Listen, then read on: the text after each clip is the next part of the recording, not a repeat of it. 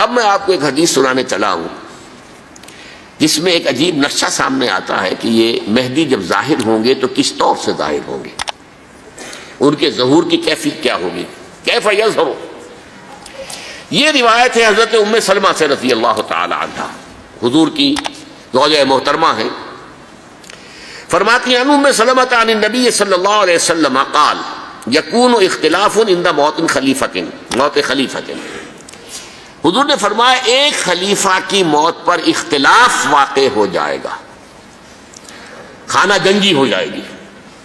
فَيَخْرُجُ رَجُلٌ مِّنْ أَهْلِ الْمَدِينَةِ حَارِبًا إِلَىٰ مَكَّةَ، پھر مدینے کے لوگوں میں سے ایک شخص نکلے گا، بھاگے گا اور جا کر پناہ لے گا اور چھپ جائے گا مکے میں۔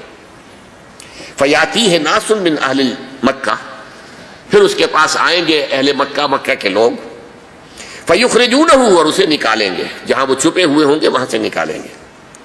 وَهُوَ كَارِهٌ، اور وہ بالکل اس کو پسند نہیں کر رہے ہوں گے، نہ وہ خواہش مند ہوں گے کہ ان کے ہاتھ پر بیعت کی جائے، نہ وہ یہ چاہیں گے کہ وہ میدان میں آئیں اور ان کو جو ہے اپنا لیڈر مانا جائے۔ وَهُوَ كَارِهٌ فَيُبَايِعُونَهُ بَيْنَ الرُّكْنِ وَالْمَقَامِ، لیکن لوگ جو ہے پھر اصرار کے ساتھ ان کے ہاتھ پر بیعت کریں گے رکن اور مقام کے درمیان۔ رکن وہ کونا ہے خانہ کعبہ کا جس میں حجر اسود لگا ہوا ہے، اور مقام ابراہیم جو ہے، ان دونوں کے مابین جو یہ علاقہ ہے یہاں پر وہ بیعت ہوگی۔ وَيُبْعَثُ إِلَيْهِ بَعْثٌ مِّنَ الشَّامِ، ان کے خلاف ایک لشکر بھیجا جائے گا شام سے۔ نہیں کہا جا سکتا کہ باسی حکومت اس وقت کی جو ہے اس کی طرف سے کوئی مسئلہ اس طرح کا اٹھ کھڑا ہو، اس لیے کہ ابھی تو بہرحال باسی حکومت وہاں ہے۔ فَيُخْسَفُ بِهِمُ بِالْبَيْضَاءِ بَيْنَ مَكَّةَ وَالْمَدِينَةِ، لیکن اللہ تعالیٰ اس لشکر کو مکے اور مدینے کے درمیان وادی بیضاء میں دھسا دے گا، زمین کے اندر پورے کے پورے لشکر کو۔ فَإِذَا رَأَى النَّاسُ ذَلِكَ، جب لوگ یہ دیکھیں گے کہ اتنی بڑی نشانی ظاہر ہو گئی، أَتَاهُ أَبْدَالُ الشَّامِ وَعَصَائِبٌ من العراق فَيُبَايِعُونَهُ، اب شام سے سارے کے سارے جو اولیاء اللہ ہیں وہ بھی آئیں گے، اور عراق سے جوک در جوک لوگ آئیں گے اور ان سے بیعت کریں گے۔ وَيَعْمَلُ فِي النَّاسِ بِسُنَّةِ نَبِيِّهِمْ، پھر وہ عمل کریں گے لوگوں کے مابین، حکومت کریں گے اپنے نبی کی سنت کے مطابق۔ وَيُلْقِي الْإِسْلَامُ بِجَرَانِهِ، اور اسلام اپنی گردن زمین پر ٹکا دے گا۔